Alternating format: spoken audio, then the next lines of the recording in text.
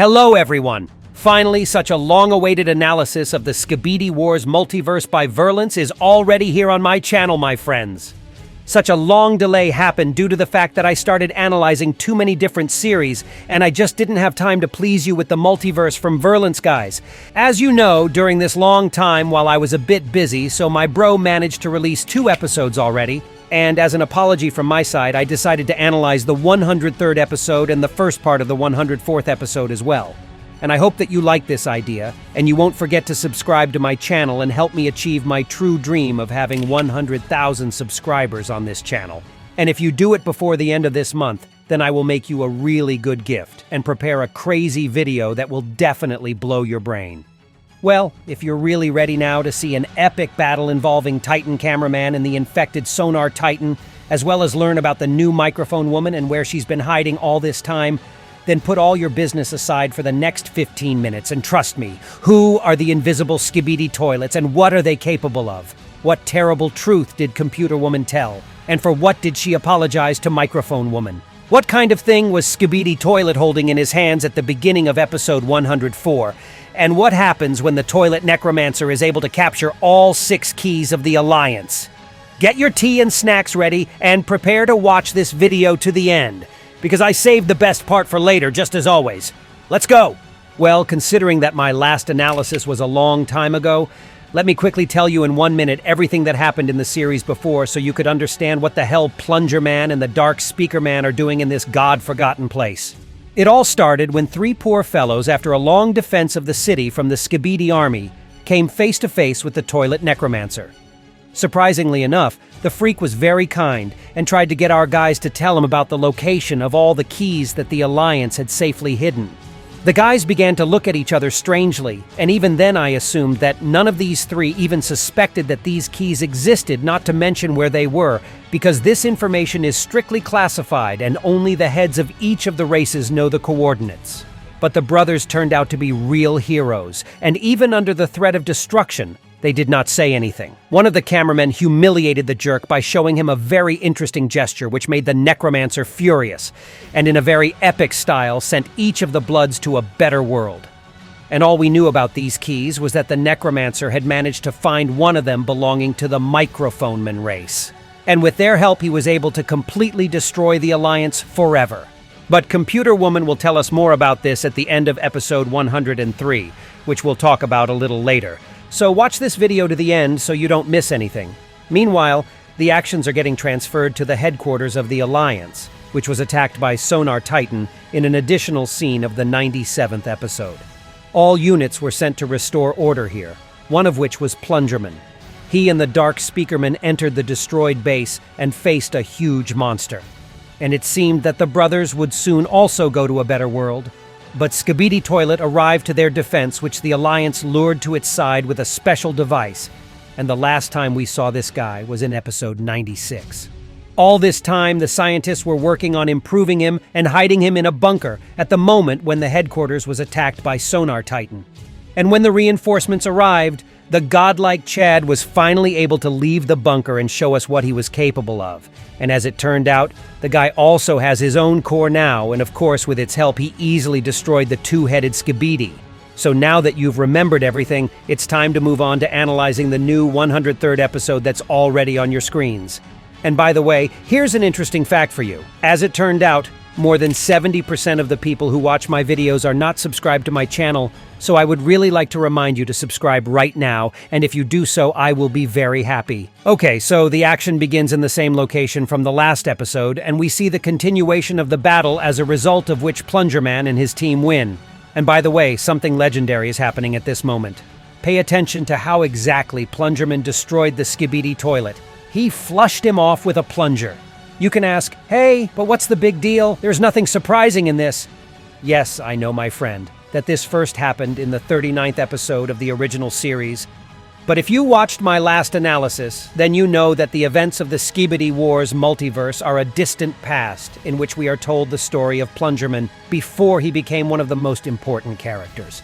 And right now, you and I have witnessed a cool event when this legend really used the plunger for the first time to destroy the Skibidi toilet, and it's really cool that Virlance decided to tell us how an ordinary cameraman found the plunger in episode 101, and with its help will become the greatest Chad ever. Also, at the very beginning, you can notice 2 cameraman scientists from the last episode. Okay, and suddenly a new Skibidi toilet comes on the scene. And he uses fashionable glasses and 2 powerful guns, similar to those that were used by G-Man in the battle against the Toilet Emperor from the 100th episode. He wants to stab in the back, but fortunately, help has already arrived for the guys. 2 ladies are already here, and the speakerwoman feeds the mutant with a special spear, with explosives that causes a powerful blast, and I very much doubt that he liked a lunch like this. All 4 greet each other, and after that, plungerman, like a true gentleman, invites the ladies to go to the central part of the headquarters. But suddenly the girls are distracted by the loud sound from the room called storage, and they decide to stay to check it out. And by the way, there is also another inscription. And I spent a lot of time to decipher what's being said in there, but unfortunately I couldn't find anything. So if you have a theory about this, then be sure to write it in the comments below, and I'll pin the most interesting one under this video. So without thinking twice, camerawoman and speakerwoman get inside where new types of Skibidi toilets were already waiting for them. And by the way, one of them is already hiding behind the hanger right here. He uses something resembling a night vision glasses, and his body is fully transparent. It looks like the Skibidi army technology has reached a new level, and it is now able to turn ordinary freaks into real ninjas. Okay, the room looks empty, but the insidious Skibidi ninja has already climbed onto the hanger and is about for stabbing in the back. But fortunately, at the last moment, Microphone Woman comes to the rescue of her friends.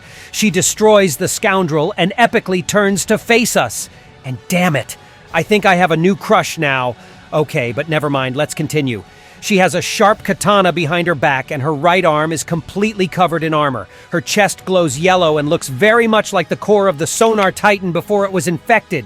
And guys, I do not know, but I really like the design of Microphone Woman. She looks super hot and stylish. So write your own opinion about her appearance in the comments and whether I should ask her out on a date. Okay, Microphone Woman activates the ability using which she is able to hear any sound at a great distance now. And with its help, she destroys the ninja toilet in a very brutal style, and her new friends help her deal with the second one. Also, don't you think how strange this almost perfect similarity between Sonar Titan and Microphone Woman is?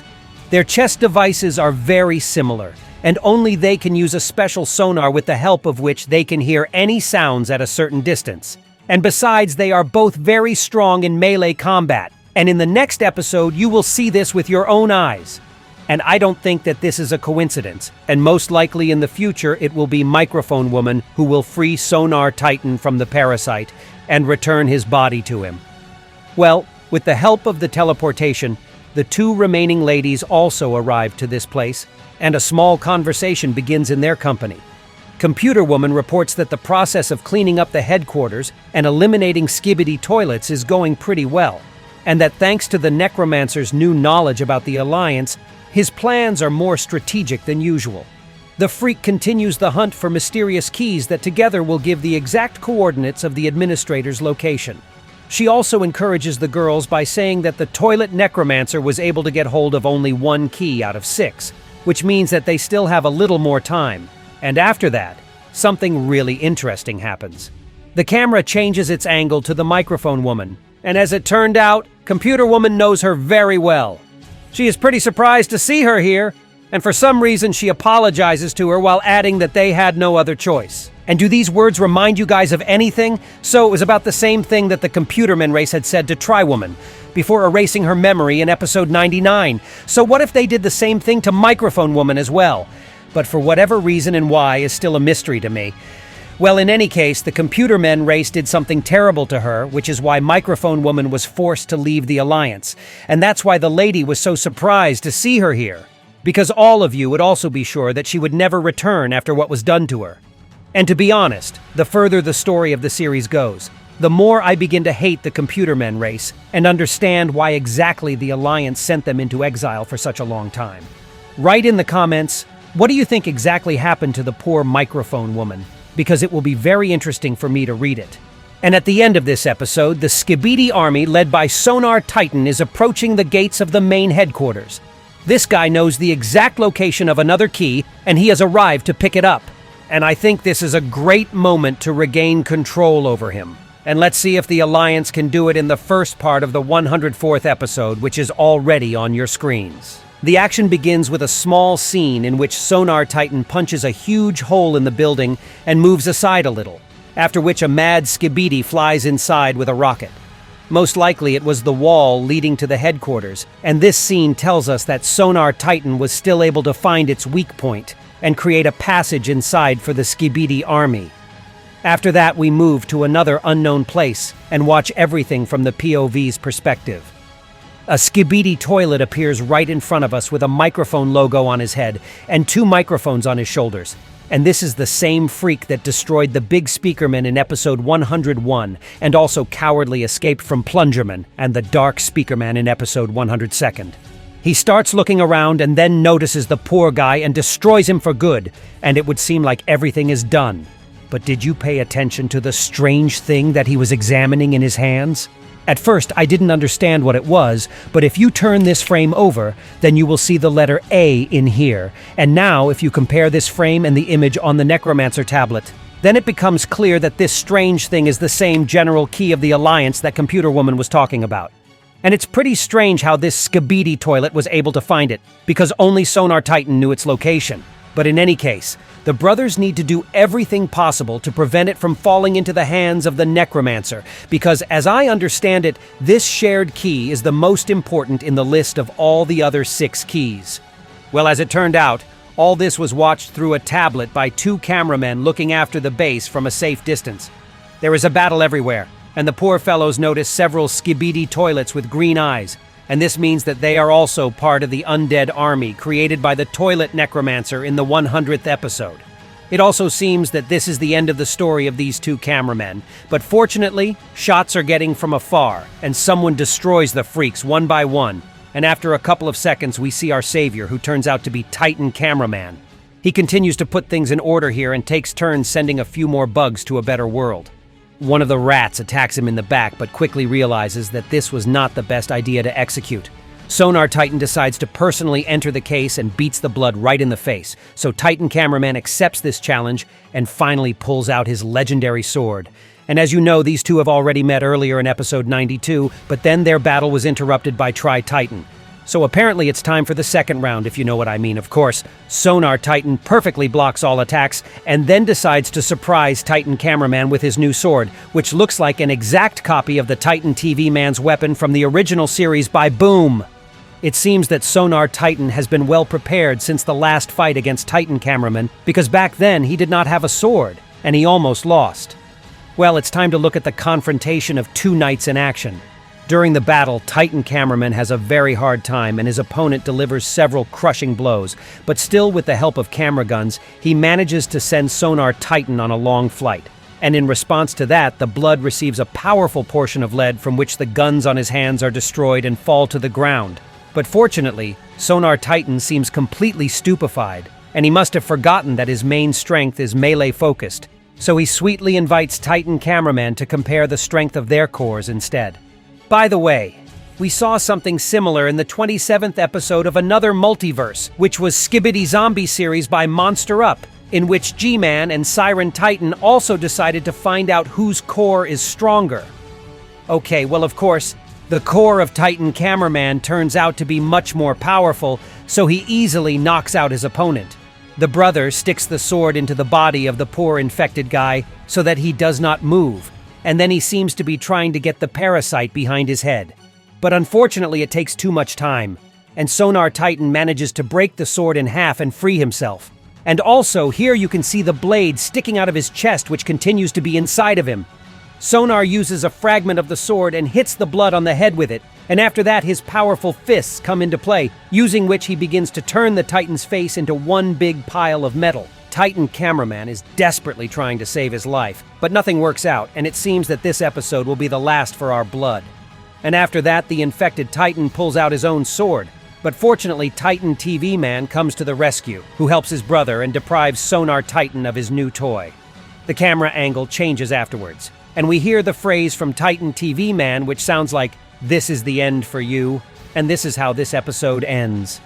And well, I really hope that the phrase which was said at the end means that Sonar Titan will finally be freed from the parasite and his consciousness will return to him. But I am sure that everything will not be so simple.